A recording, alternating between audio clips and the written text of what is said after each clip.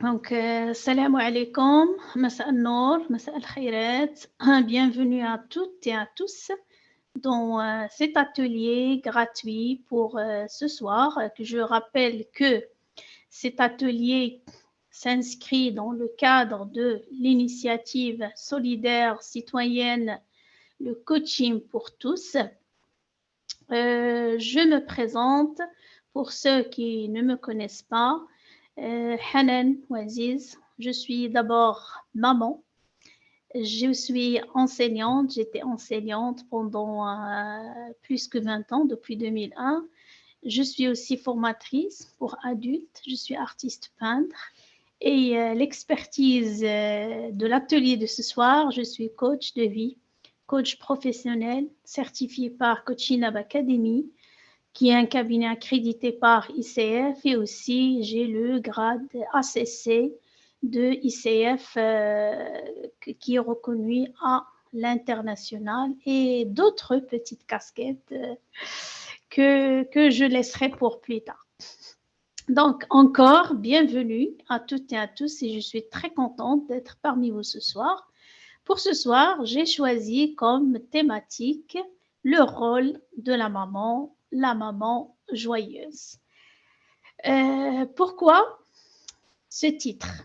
Pourquoi pas la maman heureuse, mais la maman joyeuse? Parce que la joie est un choix. La joie est un choix.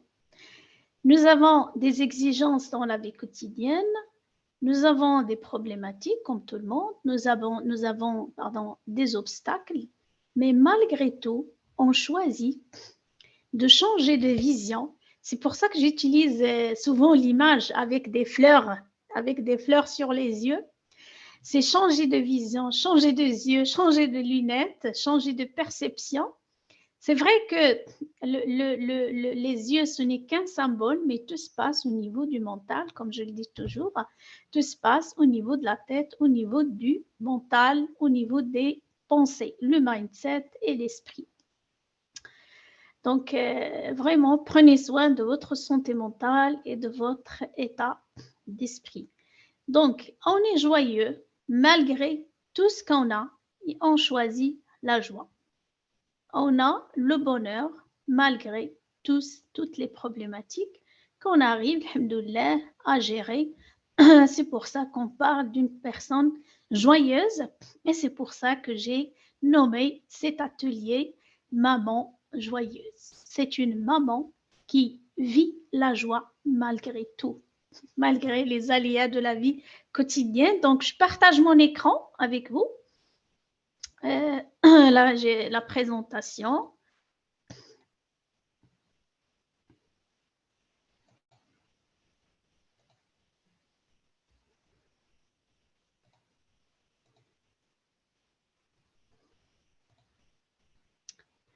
Alors, ce soir, je partage avec vous les 10 clés essentielles pour être une maman joyeuse.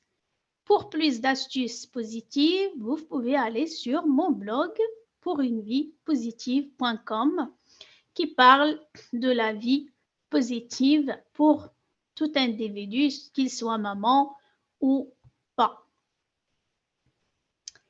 Ce qu'on va voir ce soir, les 10 clés. Se connaître, ayez confiance en vous, dépoussiérez vos schémas éducatifs reçus, clarifiez vos valeurs et les transmettre, connaître la vraie nature de l'enfant. Sixièmement, stratégie positive avec la méthode des 5 C, apprendre à gérer votre stress, positiver.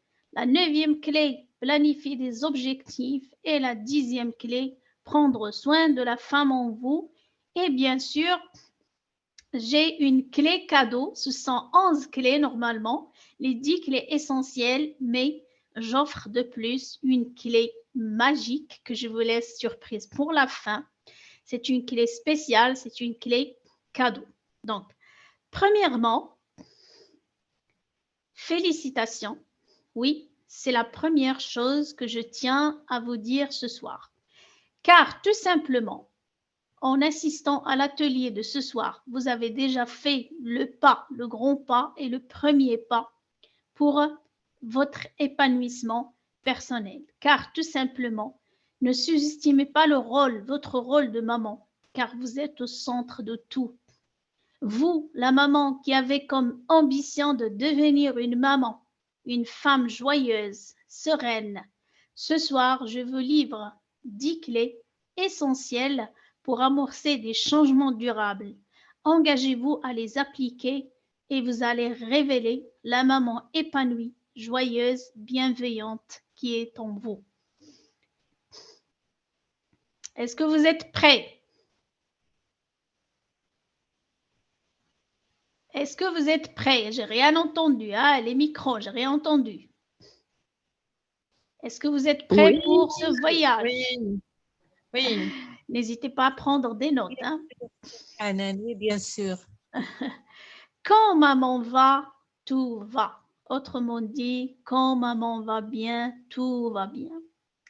Les astuces suivantes peuvent vous servir de source d'inspiration pour vous lancer dans votre chemin du changement positif.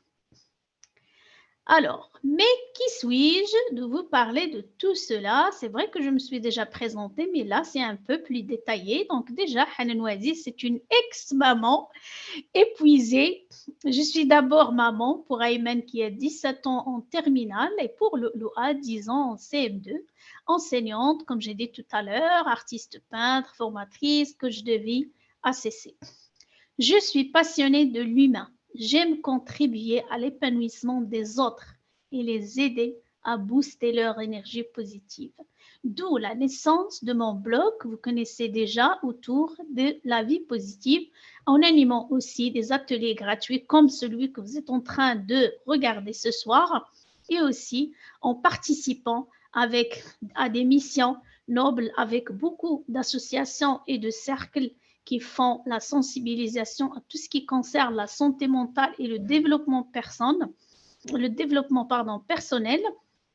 d'où vient aussi la naissance de l'initiative Le Coaching pour tous que nous pilotons grâce à des amis, des intervenants de qualité que je ne cesserai jamais de remercier et remercier et remercier chaque fois.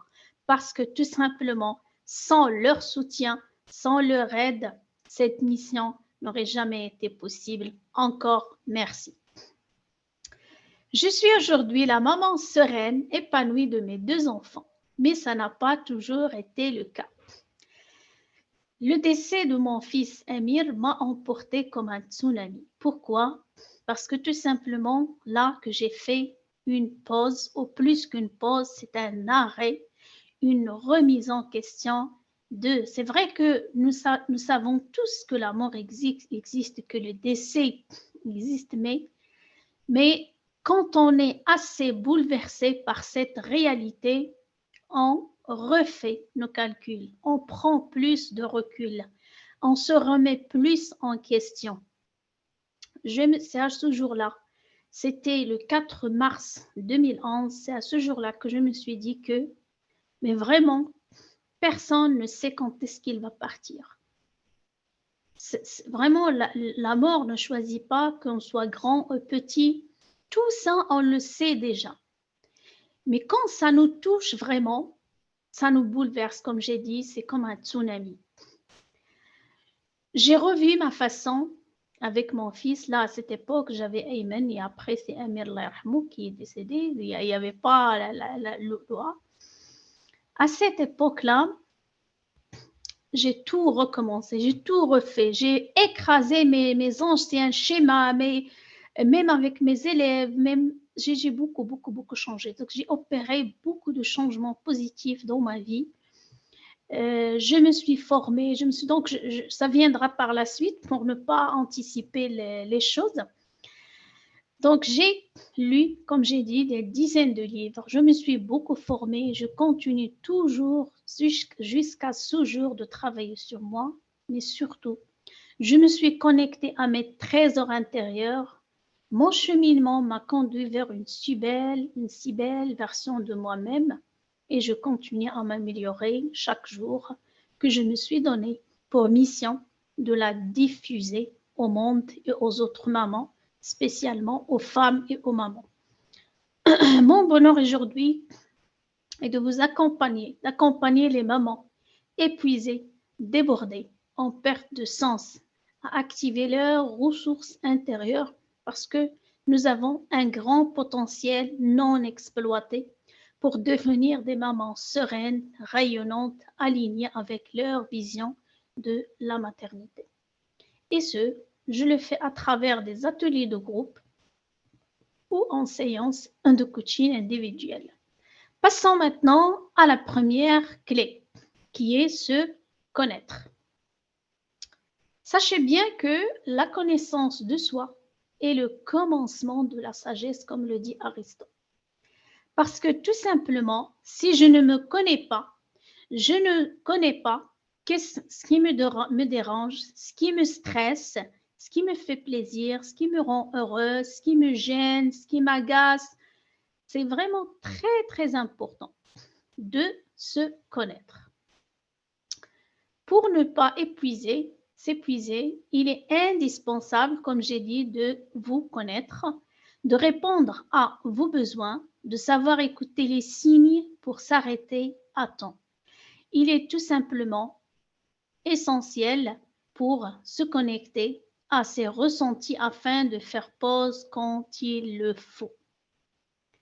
Pour réussir tout simplement à éduquer votre enfant selon votre cœur, il est essentiel de partir à la découverte de votre intérieur, de votre vrai vous, à la vraie personne en vous, comme je dis toujours, à libérer et à faire briller le diamant qui sommeille en vous. Parce que nous connaissons tous que la brillance d'un diamant vient après l'élimination de la couche noire. Ben, la même chose pour nous.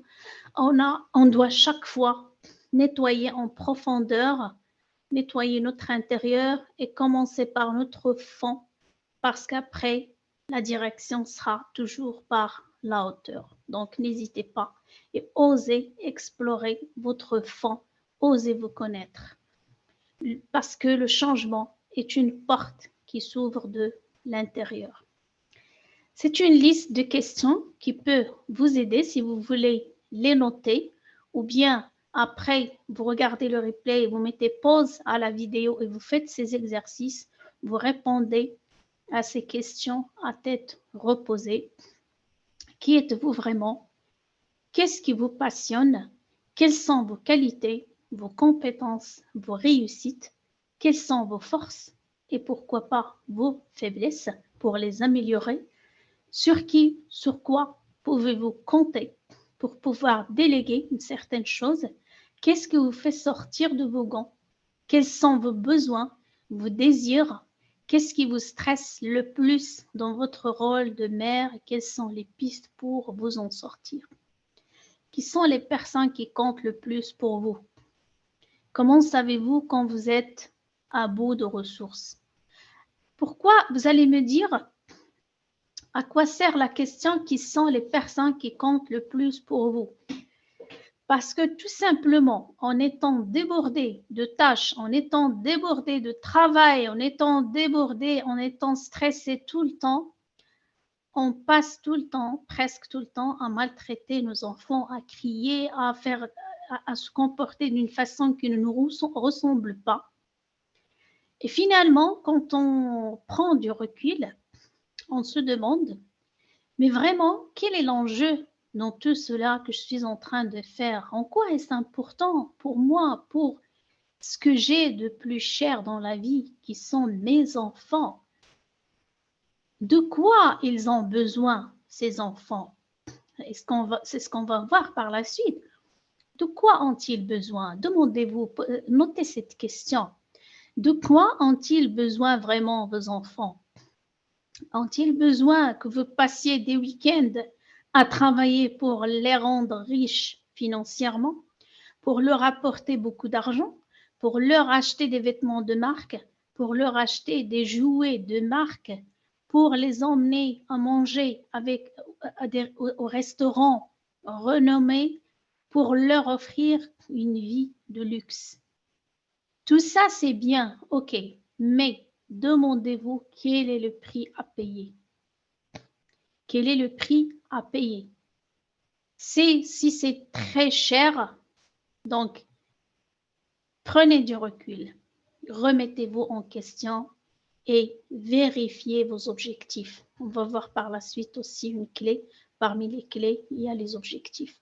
Deuxième clé, ayez confiance en vous.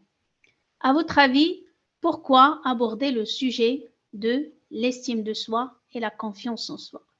Parce que selon la pyramide de Maslow des besoins, qui classe les besoins selon une échelle, ben, ils ont trouvé, grâce aux recherches qu'ils ont faites, que 98% des gens ne réalisent pas et n'exploitent pas et ne libèrent pas leur plein potentiel ou la majorité de leur potentiel à cause d'une basse estime de soi.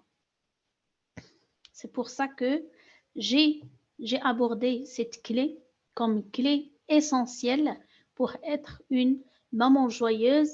Donc, travaillez votre estime de vous-même. Pour la travailler, il faut l'évaluer et n'hésitez pas à me le rappeler dans le groupe ou à me demander par WhatsApp si vous voulez faire l'évaluation. C'est gratuit. Je vous offre le fichier qui contient 4 tests pour mesurer votre estime de soi et voir qu'est-ce que vous pouvez faire, soit pour la renforcer ou remédier à une baisse estime de soi. Quelles sont les 12 clés du développement de l'estime de soi? Alors ce soir, j'ai des phrases bizarres. Une importante estime de soi favorise bien sûr la réussite, comme ce que je viens de dire tout à l'heure, alors qu'une baisse estime de soi empêche la réussite et empêche la libération de notre potentiel. Donc, se connaître, c'est ce qu'on vient de voir, s'accepter, accepter l'imperfection, être conscient, accepter l'imperfection, c'est accepter nos défauts. Certes, nous avons des forces, mais nous avons aussi des défauts. Être conscient de ses limites, c'est respecter notre rythme, écouter son cœur et ses émotions. Gérer les émotions ne veut pas dire les cacher ou ne pas les exprimer, mais c'est apprendre à les gérer.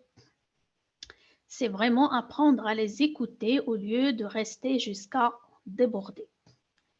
Taire la critique intérieure, c'est autrement dit adopter un dialogue intérieur positif avec vous-même. Parce que l'estime de soi, ce n'est pas l'image de l'autre, ce que pense l'autre de nous. C'est vraiment ce que nous, c'est notre image sur nous-mêmes. Donc, c'est de nous à nous. C'est de je à je. Minna wa ilayna. C'est vraiment c'est entre nous. C'est pour ça qu'on dit que notre grand saboteur et notre grand ennemi, c'est nous-mêmes. Agir et passer à l'action, accepter l'idée de l'échec. Accepter uniquement l'idée et non pas l'échec. Parce que l'échec, il est là. Mais comme idée, ça dépend de la façon avec laquelle vous voyez l'échec. Moi, je dis que les échecs sont des apprentissages. Comme le dit Nelson Mandela, je n'échoue jamais. Soit j'apprends, soit je réussis, soit j'apprends. Donc, il n'y a pas soit je réussis, soit j'échoue. C'est vrai que j'ai échoué. Je n'ai pas atteint, par exemple, mon objectif, mon but. Mais le fait de le voir comme un échec, c'est fermer le tiroir, c'est fermer la porte. Alors que, et fermer la porte et recommencer avec peut-être les mêmes erreurs ou plus que les erreurs qu'on a fait déjà. Par contre, le fait d'accepter l'idée de l'échec, donc je me dis, la réalité est là, l'échec est là, ok, donc soit je réussis, si je ne réussis pas, j'apprends. Donc, avec moi-même, je mets à la loupe les raisons de chaque échec. J'explore. Qu'est-ce qui a fait? Je ne me pose pas la question pourquoi j'ai échoué. qu'est-ce qui a fait que j'ai échoué? Ou bien, qu'est-ce qui a fait que je n'ai pas réussi cela? Donc, voilà les causes qui sont, les réponses seront les causes qui sont externes à moi. Je me pose encore une deuxième question qui est, quelle est ma part de responsabilité dans ce résultat? C'est de cette manière qu'on va sortir de la case victime. Ce n'est pas toujours les autres, c'est à cause des autres que je n'ai pas réussi, c'est à cause de l'autre, c'est à cause de l'autre, c'est à cause de Dorouf, c'est à cause de Nes, c'est à cause de cela et cela, c'est à cause de l'éducation de mes parents, c'est à cause de... Donc, mais il y a des facteurs extérieurs. Qu'est-ce qui a fait que? Et il y a ma part aussi de responsabilité. C'est pour ça que je l'ai dit au début que la joie est un choix. Et vous allez le voir par la suite, la joie est un choix. C'est vraiment surtout ce point de l'échec parce que à travers mes séances de coaching avec beaucoup de personnes, je trouve que les gens, beaucoup de gens sont bloqués à ce niveau parce qu'ils ont échoué. L'échec n'est pas la fin du monde. Tout le monde échoue. L'échec, c'est l'apprentissage. Donc, qu'est-ce qui a fait que je n'ai pas réussi? Quelle est ma part de responsabilité? Et je tourne la page. Mais je ne le tourne pas pour oublier, mais au contraire pour progresser et grandir et avancer. Et cette valeur-là, si vous êtes convaincu, vous allez la transmettre à vos enfants pour qu'ils ne dramatisent pas à chaque échec, pour qu'ils ne dramatisent pas et pour qu'ils ne se mettent pas dans la case de la victime, comme j'ai dit tout à l'heure. Qu'est-ce que j'ai appris? Par exemple, mon enfant a eu une mauvaise note. Je ne vais pas lui dire pourquoi tu as eu cette mauvaise note. Ça le met dans la case accusé. Donc, il doit se justifier. Mais non, qu'est-ce qui a fait que tu n'as pas eu cette note? Donc, l'enfant va se libérer. Il va se sentir soulagé, comme quoi que ce n'est pas à cause de toi. Vas-y, dis-nous, qu'est-ce qui a fait que tu n'as pas eu cette note? Donc, il va parler. Je n'étais pas bien, j'ai pas bien compris la leçon, il y a beaucoup de réponses. Et après, on lui dit, OK, et qu'est-ce que tu n'as pas fait? Qu'est-ce que tu peux faire la prochaine fois? Qu'est-ce que tu peux faire? Donc voilà, on aide notre enfant. On lui transmet un outil pour qu'il puisse avancer dans sa vie et ne pas s'arrêter et rester bloqué après chaque échec. Mais l'objectif, c'est de continuer d'avancer et de dire, voilà ce que je vais faire la prochaine fois. Je vais procéder de cette manière. Voilà ce qui a fait que je n'ai pas eu tel résultat. Pour l'avoir, voilà ce que je dois faire. Donc, action, action, action. Des actions. Parce que l'impact de l'échec, la réalité est là, le problème est là, par exemple, l'échec est là. Vous ne pouvez pas l'éviter, c'est bon, il est là. Mais vous pouvez éviter l'impact. La même chose qu'on dit pour les gens. Il y a beaucoup de personnes qui disent je reçois la méchanceté gratuite des gens. Vous ne pouvez pas les changer, mais vous pouvez changer vous-même. Vous pouvez changer l'impact de tout cela, de tous ces paroles et mots toxiques sur vous. C'est vous qui devez changer. La même chose pour l'échec. Son impact, c'est vraiment les gens qui réussissent. Ce ne sont pas des gens qui n'échouent jamais, mais au contraire, ce sont des gens ordinaires comme tout le monde. Ils réussissent, ils échouent, mais leur échec, ils le considèrent comme des apprentissages et ils ne mettent pas beaucoup de temps à se relever. C'est ça la différence. Quand on met beaucoup de temps à se relever, c'est ce qui nous déprime, c'est ce qui nous fait penser tout le temps à la déception et aussi à la dépression et au blocage et vous connaissez la suite.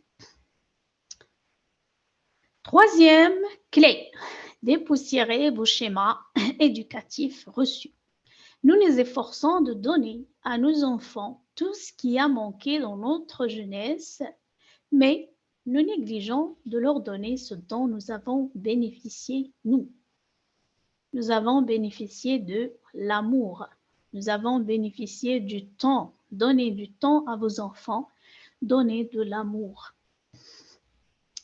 Rien ne nous emprisonne excepté nos pensées. Ce que je viens de dire, tout se passe ici, dans le mental, aussi nos peurs et nos croyances limitantes.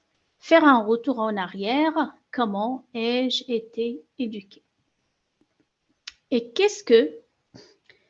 c'est vrai que le fait que cette éducation soit une ancienne ou classique, ou on peut l'appeler comme vous voulez, mais certes qu'elle a ses défauts ou ses avantages et ses inconvénients.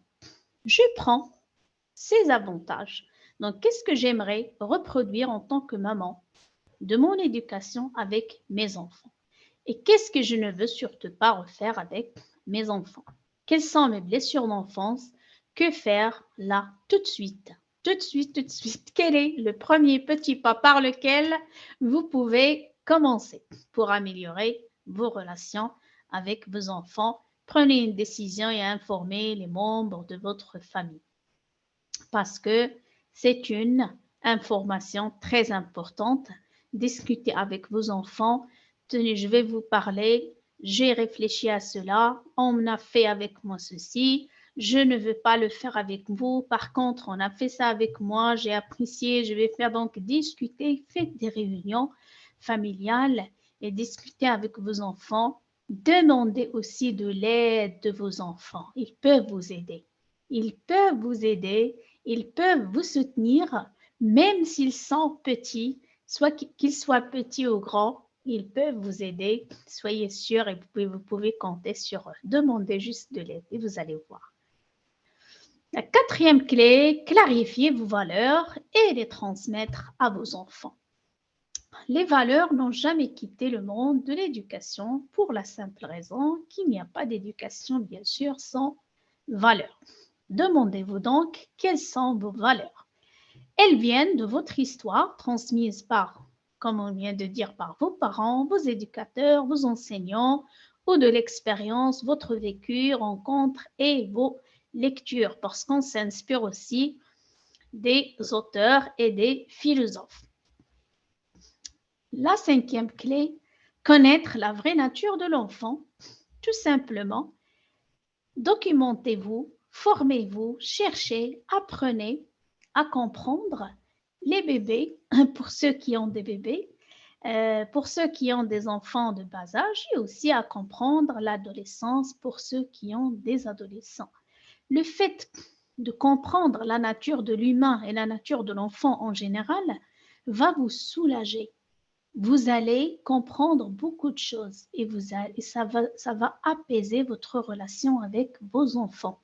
Il y a beaucoup de parents, parfois je suis surprise par des parents qui se disent « Ah, mon fils ou ma fille me fait du chantage ».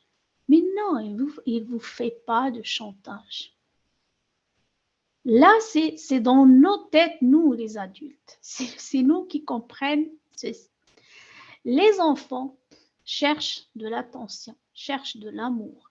Et si vous ne donnez pas suffisamment de temps à vos enfants, suffisamment d'amour, ils continueront à le chercher. C'est un besoin. Allez voir la pyramide dont je vous ai parlé de Maslow. Allez voir, cette théorie dit que l'humain a des besoins primaires. Quand ils ne sont pas satisfaits positivement, ils cherchent à les satisfaire négativement.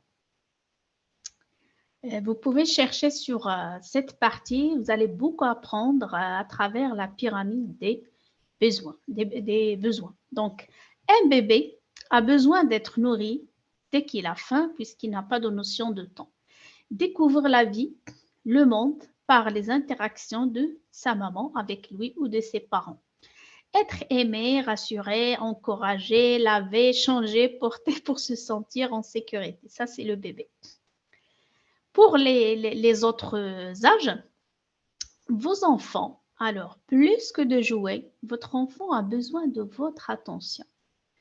Plus que de gadgets, votre enfant a besoin de vos bras. plus que de stimulants. Votre enfant a besoin d'interagir avec vous, d'être avec vous. Il préfère votre réaction, même de colère. C'est ce que je viens de dire tout à l'heure. Alors là, quand l'enfant préfère la colère à l'indifférence de la maman ou du papa, c'est une satisfaction négative du besoin. Les enfants dont les besoins ont été comblés le plus tôt possible par des parents aimants sont entièrement assujettis à la forme de discipline la plus sévère qui soit. Ce que vous ne voulez pas qu'ils fassent, ils ne le font pas, tout simplement parce qu'ils vous aiment tellement. Et on revient toujours chaque fois à l'amour. 6e clé, adopter une stratégie positive grâce à la méthode des 5 C que je vais partager avec vous. Mais avant cela, je vais d'abord m'assurer si vous êtes toujours là, si le son est bien. Vos micros, est-ce que ça va pour vous jusque-là? Très bien, oui, tout va bien. Ok. Donc, on termine. On continue toujours. Donc, je reprends le partage. Alors, que dit la théorie ou bien la méthode des 5 C? Son principe, c'est adopter une communication positive avec vos enfants basée sur une éducation respectueuse, non violente, axée sur les solutions fondées sur le principe du développement de votre enfant en établissant des règles ensemble efficaces grâce à la méthode des 5 C. C'est une éducation positive, c'est une communication positive qui n'est pas basée sur qui est le plus autoritaire. C'est une communication positive qui se base sur des règles de communication. Donc, faites des réunions avec vos enfants, établissez des règles ensemble, n'imposez pas les règles. Il y a des choses à respecter telles qu'elles sont. Il y a des choses qui sont discutables et négociables avec vos enfants. Donc, passons ensemble à la découverte de la méthode des 5 C. Pour qu'une règle soit respectée ou soi-disant pour qu'une règle ait le maximum de chances qu'elle soit respectée par vos enfants et que c'est un outil qui va vous faciliter la tâche, il faut qu'elle respecte 5 critères qu'on a appelés les 5 C. Il faut qu'elle soit claire, facile à comprendre par l'enfant en fonction de son âge, concrète, elle doit être spécifique et précise. La règle doit préciser le comportement à adopter au lieu de celui à arrêter. Au lieu de faire « ne faites plus ça », il faut dire « fais cela ». Donc, c'est commencer la phrase par un verbe d'action, ce que nous voulons que l'enfant fasse. Constante, c'est garder toujours les mêmes règles et préciser à l'enfant au cas où il y a un changement que c'est un événement exceptionnel et que les règles sont toujours les mêmes. Il faut qu'elles soient cohérentes parce que les enfants apprennent par l'exemple, donc appliquer ce qu'on demande à nos enfants de faire. Je vous donne la métaphore du papa qui était en train de se promener dans une forêt avec son fils et le papa lui a dit « Fais attention où tu mets tes pieds, fiston ». Le fils a répondu « Fais juste attention, toi papa, moi je suis tes pas ». Et il faut qu'elle soit conséquente. La conséquence de cette règle doit être en lien direct avec le comportement inapproprié. Je vous donne un exemple. J'ai donné le téléphone, par exemple, à mes enfants pour 1 heure. Ils n'ont pas respecté la durée d'1 heure. La punition ou bien la conséquence de ce comportement ou cette règle qui n'est pas respectée ne doit pas être je ne vais pas t'acheter le jean que je t'ai promis, par exemple. Non, la conséquence doit être conséquente. Elle doit concerner le comportement inapproprié. Tu seras par exemple privé de téléphone ou tu seras privé ou je te diminuerai la durée la prochaine fois ou quelque chose comme ça. Donc, elle doit être en rapport avec le comportement inapproprié. Commencez à dire à vos enfants que vous les aimez et que vous êtes reconnaissant qu'ils soient là. Notre amour, exprimez votre amour pour la nourriture, pour l'aventure et pour l'apprentissage ensemble. Ce sont des simples gestes du quotidien, de la vie quotidienne. Septièmement, apprendre à gérer votre stress. Alors là, on ne peut pas parler de joie. La joie ne supporte pas le stress. Mais quand même, il y a du stress. Qu'on le veuille ou pas, il y a du stress. Donc, la solution, c'est apprendre à le gérer. 3 étapes simples. Parce que déjà, la thématique du stress, c'est une grande thématique à part. On va juste citer les 3 étapes pour gérer notre stress.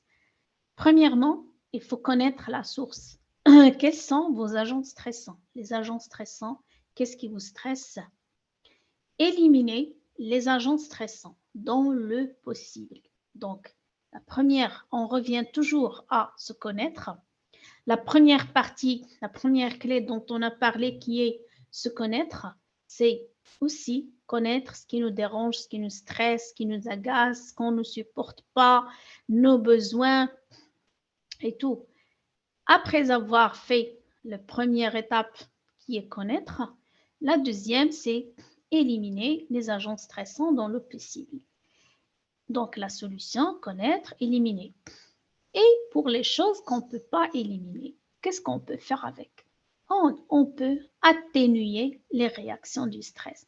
C'est ce qui nous importe le plus. On va voir comment atténuer. Donc, ce qu'on peut éliminer, on l'élimine. Bon, c'est point barre. Et ce qu'on ne peut pas éliminer, on peut atténuer les réactions, nos réactions à ce stress. Comment? C'est ce qu'on va voir. Atténuer les réactions au stress. Adopter un mode de vie anti-stress, un discours interne positif, une activité de détente, relaxation, visualisation, de saines habitudes, la méditation, le courant. Nous les musulmans, ça nous soulage beaucoup, le courant, la prière, aller à la mosquée. Vraiment, alhamdoulilah, on a beaucoup d'outils. Et aussi, une chose qui est primordiale pour la gestion du stress et atténuer les réactions, c'est optimiser votre temps. Qui dit optimisation de temps, on ne peut pas parler de temps et d'optimisation sans parler de la matrice de l'important, non important, urgent, non urgent que je partage avec vous ici. Donc, regardez avec moi.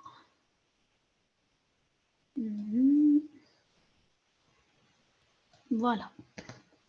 Donc, vous prenez cette matrice-là et vous classez vos tâches du quotidien ou de la semaine ou du mois selon le degré d'importance et le degré temporel qui est l'urgence. Voilà. Donc, ici, ce qui est urgent en termes de temps, qui ne peut pas attendre, mais important, qu'est-ce qu'on doit faire avec? Donc, c'est à traiter en priorité par moi-même, à faire soi-même. Il y a des choses qui sont importantes, mais en termes de temps, ne sont pas urgentes. Donc, à traiter ou à faire soi-même, mais on peut les planifier. Des choses qui ne sont pas importantes, mais urgentes, tout simplement, soit peuvent attendre ou peuvent être déléguées ou carrément supprimées, abandonnées. Quatrièmement, il y a des choses qui ne sont ni urgentes ni importantes. Donc, soit ce sont des tâches inutiles à jeter et ne seront jamais traitées. Donc, c'est une matrice très importante dans la gestion du temps. La huitième clé, planifier des objectifs. Avoir un objectif, c'est bien, le réaliser, c'est encore beaucoup mieux. Donc, le fait de planifier et de tracer des objectifs à court terme ou à long terme nous aide beaucoup à nous faciliter notre vie de maman et notre vie familiale. Servez-vous de la méthode SMART pour planifier vos objectifs. Ne pas viser trop haut ni trop bas. Il faut que votre objectif respecte votre rythme, respecte vos conditions actuelles, respecte vos compétences, parce que tout simplement, quand vous vous donnez un objectif qui dépasse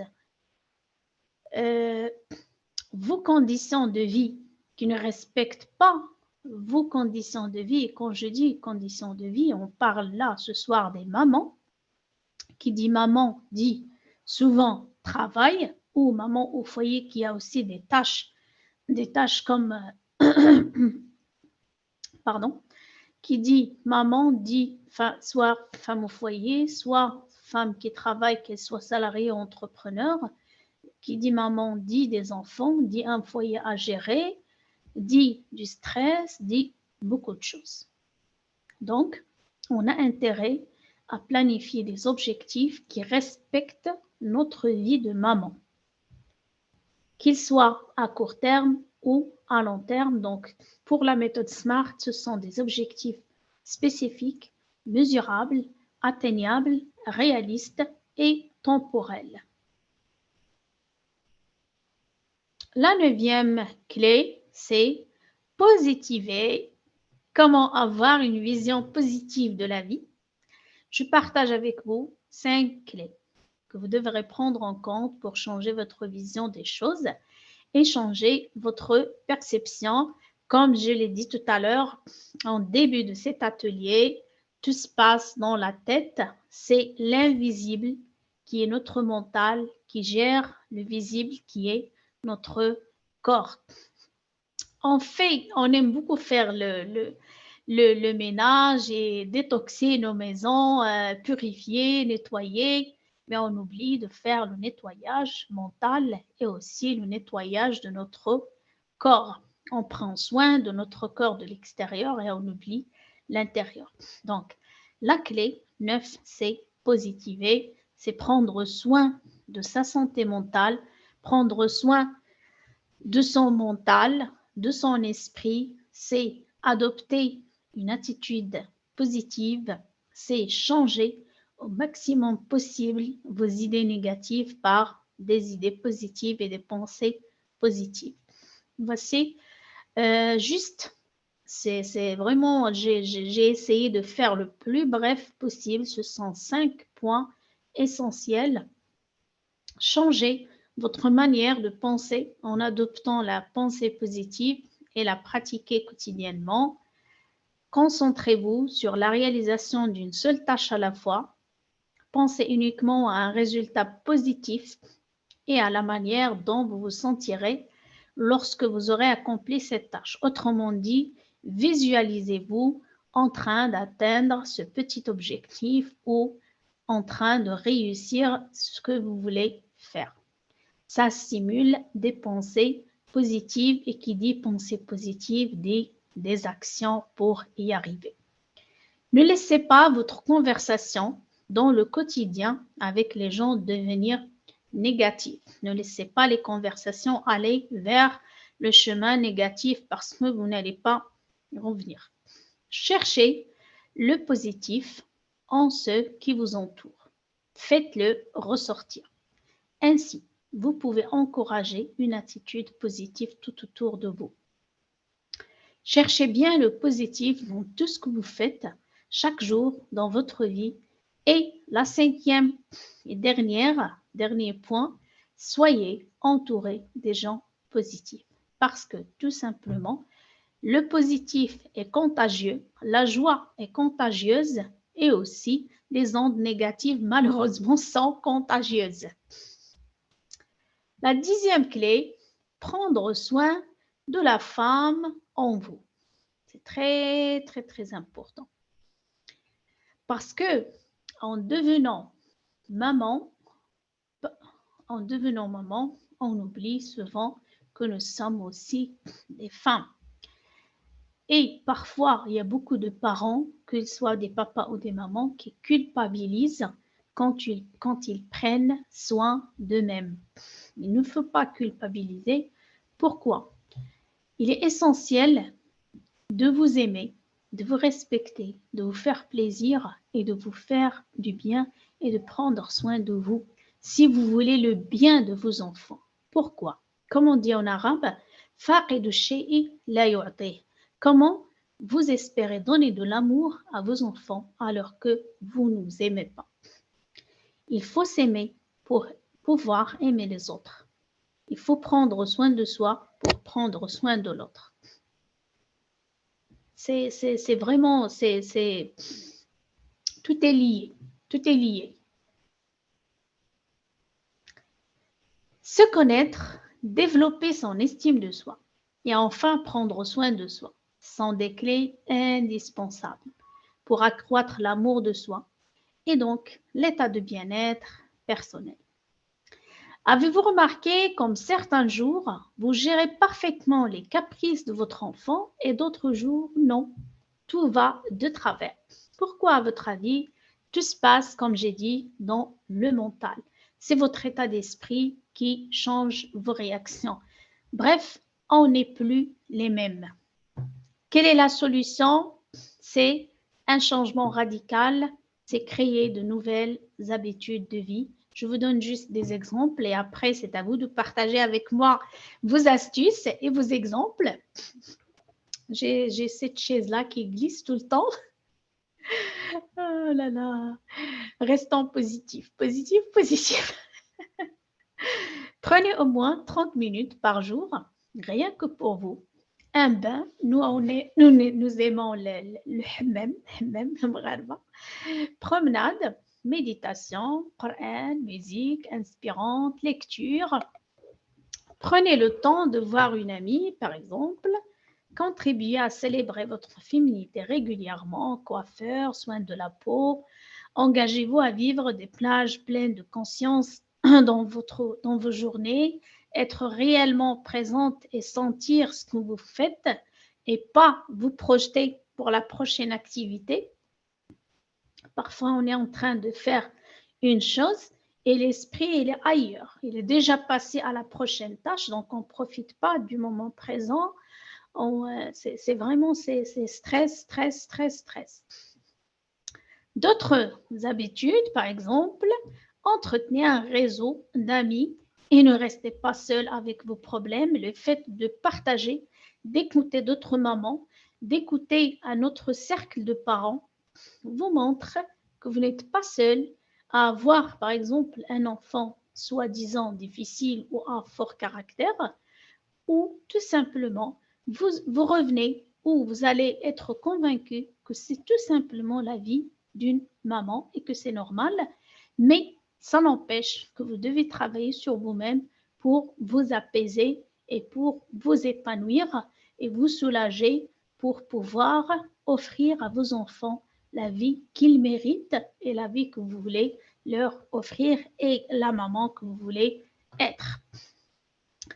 Examinez vos activités sur une semaine et décidez de prioriser votre bien-être au détriment de certaines activités non nourrissantes, par exemple, et cela, ça nous fait revenir à la matrice du temps, de l'optimisation de temps avec l'urgent, non urgent, l'important, non important. Par exemple, le temps passé devant les écrans, le limiter ou carrément le changer, repassage de certaines pièces, réseaux sociaux, manger, une autre manière, une nouvelle habitude saine, manger, équilibré pour vivre sainement. Donc, pour résumer les habitudes, les nouvelles habitudes pour prendre soin de la femme en vous ou prendre soin de vous, offrez-vous, n'attendez pas des cadeaux. N'attendez pas des cadeaux de votre entourage. Avoir des cadeaux et les recevoir, c'est bien. Les offrir encore, c'est beaucoup mieux. Hein? Offrez des cadeaux. à la maman merveilleuse qui vous êtes. Autrement dit, offrez-vous des cadeaux, faites-vous plaisir, faites-vous du bien. Un bouquet de fleurs, par exemple, si vous avez envie de fleurs, achetez-les. Ne soyez pas triste parce qu'on ne vous a pas offert des fleurs. Achetez-vous des fleurs. C'est simple. Vous avez envie du chocolat, achetez-vous du chocolat. Offrez-vous des produits pour soin de la peau. Dégustez une boisson préférée, un nouveau parfum, bougie à la cire, par exemple. Ce sont des exemples. Ou, donc, tout cela, c'est s'occuper de notre corps de l'extérieur. On a parlé de la vision positive, c'est prendre soin de notre mental. Là, maintenant, ce sont des exemples de nouvelles habitudes pour prendre soin du corps de l'extérieur. Ou bien, faites une détox comme moi. Prenez soin de votre corps de l'intérieur pour nettoyer en profondeur. Aussi, faire une détox 2 fois par an, 1 fois par 6 mois, est une bonne manière de vous libérer des émotions, du stress, des toxines, des déchets qui sommeillent dans notre corps. À propos de la détox, je partagerai à la fin avec vous une vidéo des déchets et des toxines que mon corps a jetés après juste 5 jours de ma détox qui normalement doit durer 30 jours. Là, aujourd'hui, je suis au 11e jour et je ne vous dirai pas, on en parlera à la fin de l'atelier. Voilà la clé dont je vous ai parlé, la clé cadeau qui est accepter que le chemin est le bonheur. Écoutez bien avec moi cette phrase. Il n'existe aucun chemin vers le bonheur, car le bonheur est le chemin. Je vais vous donner un exemple. Par exemple, vous avez acheté de nouvelles chaussures, par exemple, à votre enfant. Et cet enfant-là, tellement qu'il a aimé les chaussures, ou bien tellement vous les avez achetées chères, que cet enfant, vous lui avez demandé de les cacher. Donc, à chaque fois, juste les porter à chaque fois qu'il y a une occasion, une fête ou quelque chose comme ça. Donc, vous les avez cachés. À un certain moment donné, vous les avez oubliés. Un jour, l'enfant cherchait dans son armoire, il les a trouvés. Les chaussures ne lui vont plus. Donc, il n'a pas profité de ses chaussures, ni de la joie de les porter, ni des moments, ni du moment de la joie que vous les aviez achetés. Un autre exemple, prenons l'exemple concret des mamans. Il y a des mamans qui ne font pas de formation, ne travaillent pas sur elles-mêmes, ne prennent pas de temps pour elles, ne font pas d'activité de leur passion, beaucoup. Les exemples sont multiples. Pourquoi? Tout simplement parce qu'ils attendent que leurs enfants grandissent. Aujourd'hui, ou bien cette année, je n'ai pas le temps de faire ça parce que j'attends que les enfants grandissent. J'attends que les enfants grandissent. Les enfants, quand ils vont grandir, ils vont partir. Quand ils grandissent, ils partent. C'est normal, comme nous sommes partis. Donc, chacun va poursuivre son chemin. C'est la vie. Et là, après, on se sent seul et on se rend compte, on va après, donc c'est la victime, la culpabilisation, comme quoi que nous n'avons pas fait autre chose qu'éduquer ou que nos enfants qui sont grandis et partis. Mais c'est normal, il ne faut pas leur en vouloir, c'est la vie. Sauf que le vide, c'est ce qui fait cela, c'est le vide. C'est qu'on n'a pas d'activité, on n'a pas de passe-temps, on n'a pas de mission de vie. On se sent que nous ne sommes plus utiles. C'est ça qui tue l'humain. il y a des gens qui sont morts en étant vivants. Ils sont morts dans leur vie. Donc, au contraire, vivez avec vos enfants. Vous n'êtes pas obligé. Votre rôle de maman ne vous dit pas qu'il faut arrêter de vivre pour que vos enfants grandissent. On grandit ensemble, on s'amuse ensemble, on apprend ensemble, on fait tout ensemble. Partagez des moments de joie et racontez à vos enfants ce qui ne va pas dans la limite de leur âge. Demandez leurs conseils, demandez leurs avis, demandez-leur de l'aide. Ça les fait grandir et ça leur fait beaucoup de bien. Ils comprennent combien ils sont importants à vos yeux et combien leur avis est important pour vous. Donc, le chemin est le bonheur. Il n'existe aucun chemin vers le bonheur parce que le chemin est le bonheur. Le bonheur est le chemin. Parce que tout simplement, en planifiant, par exemple, un objectif, vous êtes ici, le A, vous voulez aller à la position B. En parcourant ce chemin pour arriver à cet objectif, ou bien pour votre enfant qui fait des efforts pour arriver à un objectif, il ne faut jamais négliger les efforts fournis. Parce que les efforts fournis dans ce chemin-là qui l'emmène de A à B, sûrement, elle a fait beaucoup d'efforts, elle a grandi, elle a changé, elle s'est améliorée, elle a corrigé beaucoup de choses et il a souffert. C'est simple, c'est le stress intense qui fait sortir beaucoup de choses et beaucoup de forces qui réveillent des forces qui sommeillent en nous et parfois on ne connaît même pas.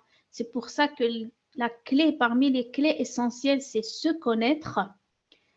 Donc, le chemin, donc dans ce chemin, donc le bonheur et le chemin, c'est ce chemin. Ce sont ces petites célébrations, ces petites réalisations, ces actions qui vous mènent vers votre objectif. C'est tout le chemin. Donc le chemin et le bonheur, ce n'est pas un seul instant, un seul moment qui est un bonheur.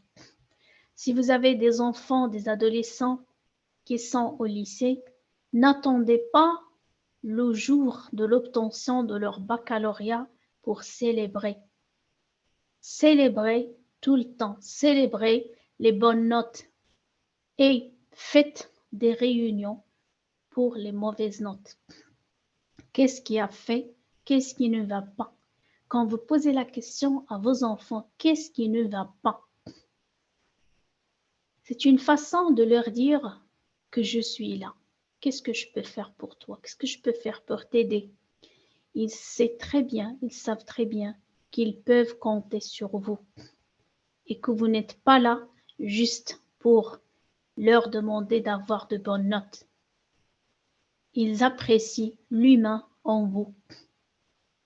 Parce que dans notre vie quotidienne, on se rend plus compte qu'on devient très exigeant avec nos enfants. C'est vraiment le fait de vouloir qu'ils accomplissent des choses que nous, on n'a pas fait. Ce n'est pas de notre faute si on a raté beaucoup de choses. C'est à nous de réaliser ce qu'on veut et leur laisser le choix de réaliser ce qu'ils veulent. C'est très, très important. C'est pas facile, je le sais très bien. C'est un travail sur soi, mais vous allez y arriver. Vous allez y arriver, c'est le plus important. Alors, une pause s'impose.